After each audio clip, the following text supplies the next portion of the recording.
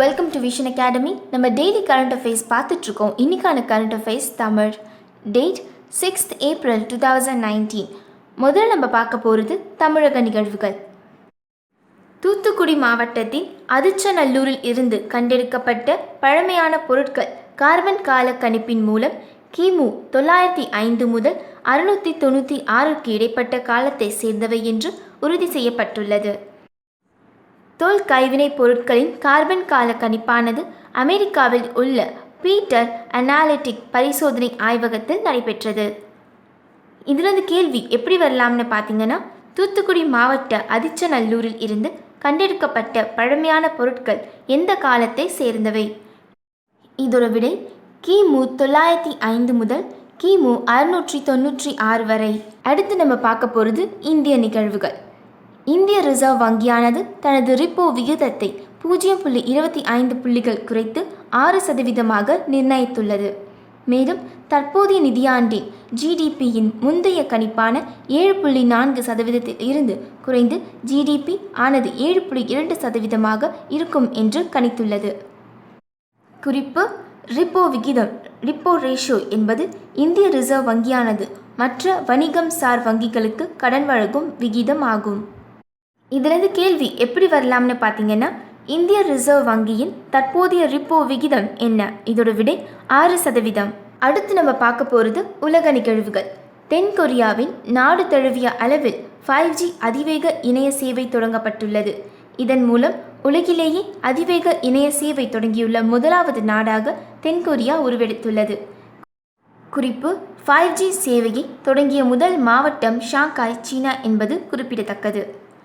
இதிலிருந்து கேள்வி எப்படி வரலாம்னு பார்த்தோம்னா, நாடு முழுவதும் அதிவேக 5G இணைய சேவையை தொடங்கியுள்ள முதல் நாடு எது? இதோட விடை தென்கொரியா. அடுத்து நம்ம பார்க்க போகிறது விளையாட்டு நிகழ்வுகள்.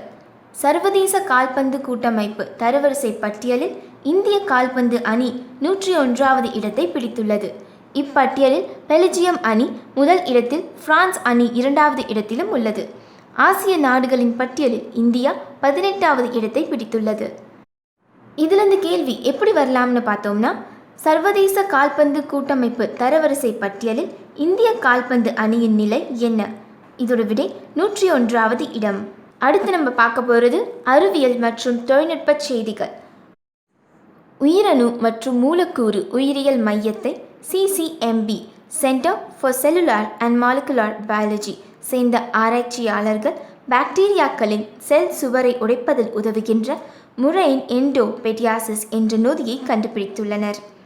குறிப்பு: உயிரணு மற்றும் மூலக்கூறு உயிரியல் மையம் 1977ஆம் ஆண்டு தொடங்கப்பட்டது. இதன் தலைமையகம் ஹைதராபாத்தில் உள்ளது. இதிலிருந்து கேள்வி எப்படி வரலாம்னு பார்த்தீங்கன்னா, உயிரணு மற்றும் மூலக்கூறு உயிரியல் மையத்தை சேர்ந்த ஆராய்ச்சியாளர்கள் கண்டுபிடித்த பாக்டீரியா செல் சுவரை உடைக்கும் நொதியின் பெயர் என்ன? இதோட விடை முரைன் பெடியாசிஸ். அடுத்து நம்ம பார்க்க போகிறது விருதுகள். வனவிலங்கு சரணாலயம் மற்றும் அவற்றை சுற்றியுள்ள பகுதிகளை பல்லுயிர் பெருக்க பாதுகாப்பிற்கு பெரும் பங்களிப்பை அளிப்பதற்காக வழங்கப்படும் புவி நாள் அமைப்பு நட்சத்திர விருதானது earth day network star award நாகாலாந்தின் வனக்காவலரான அலிம்பா இன்சுகர் என்பவருக்கு வழங்கப்பட்டுள்ளது.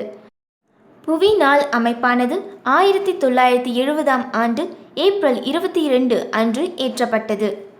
இதிலிருந்து கேள்வி எப்படி வரலாம்னு பார்த்தீங்கன்னா, புவி நாள் அமைப்பு நட்சத்திர விருதானது தற்போது யாருக்கு வழங்கப்பட்டது? இதோட விடை அலிம்பா இன்சுகர். அடுத்து நம்ம பார்க்க போகிறது முக்கிய தினங்கள்.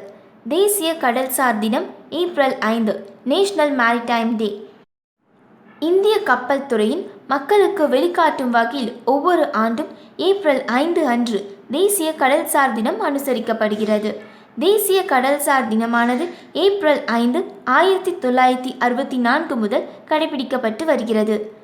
2019ஆம் ஆண்டின் தேசிய கடல்சார் தினத்தின் மைய கருத்து Indian ocean and ocean of opportunity என்பதாகும்.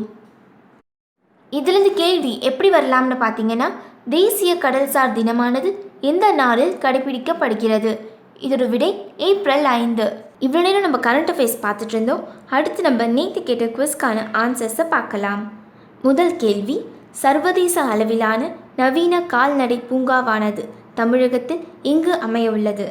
இதோட விடை தலைவாசல், சேலம். அடுத்த கேள்வி, 40வது சர்வதேச பாலைவன திருவிழா எங்கு நடைபெற்றது? இதோட விடை ராஜஸ்தான். 3வது கேள்வி, புலிகள் கணக்கெடுப்பு பற்றிய 3வது சர்வதேச மாநாடு நடைபெற்ற இடம் எது? இதோட விடை புதுடெல்லி. 4வது கேள்வி, நாட்டின் முதலாவது மேக கண்காணிப்பகம் எங்கு அமைந்துள்ளது? இதோட விடை மூனார், கேரளா. 5வது கேள்வி, தெலுங்கானாவில் புதிதாக உருவாக்கப்பட்ட 2 மாவட்டங்கள் எவை? இதோட விடை முலுகு மற்றும் நாராயண்பாத். இவ்வளோ நேரம் நம்ம நேற்று குவிஸ்க்கான ஆன்சர்ஸை பார்த்துட்டு இருந்தோம். இப்போ நம்ம இன்னைக்கான குவிஸ் கொஷின்ஸை பார்க்கலாம். இமாச்சல பிரதேசத்தின் முதல் மெகா உணவு பூங்கா எங்கு அமைந்துள்ளது? அடுத்த கேள்வி, அருந்ததி என்னும் திருமண உதவி திட்டம் அறிமுகப்படுத்திய மாநிலம் எது? 3வது கேள்வி, வைரஸ் ஹெப்படைட்டிஸின் விழிப்புணர்வு நல்லெண்ண தூதர் யார்? 4வது கேள்வி, ஐநா உணவு மற்றும் வேளாண் கழகத்தின் தலைமையகம் எங்கு உள்ளது? 5வது கேள்வி, உலக சமூக நீதி தினம் எந்த நாளில் கடைபிடிக்கப்படுகிறது? இந்த குவிஸ் கொஷின்ஸ் எல்லாமே இதுக்கு முன்னாடி இந்த கரண்ட் அஃபேர்ஸ்லேருந்து தான் எடுத்திருக்கோம். ஸோ ஆன்சர்ஸ் தேடுறவங்க அதை ரெஃபர் பண்ணிக்கோங்க. ஆல்ரெடி ஆன்சர்ஸ் தெரிஞ்சவங்க இதை கமெண்ட் பாக்ஸில் கமெண்ட் பண்ணுங்கள். இந்த மாதிரி டெய்லி நியூஸ் அஃபேர்ஸ்க்கு விஷன் அகாடமியை சப்ஸ்கிரைப் பண்ணுங்கள். மறக்காமல் பக்கத்தில் இருக்க பெல் பட்டனை ப்ரெஸ் பண்ணுங்கள். இந்த வீடியோ உங்களுக்கு பிடிச்சிருந்துச்சுன்னா லைக் பண்ணுங்கள், ஷேர் பண்ணுங்கள். இந்த வீடியோ பற்றி ஏதாவது டவுட்ஸ் இருந்துச்சுன்னா கமெண்ட் பண்ணுங்கள்.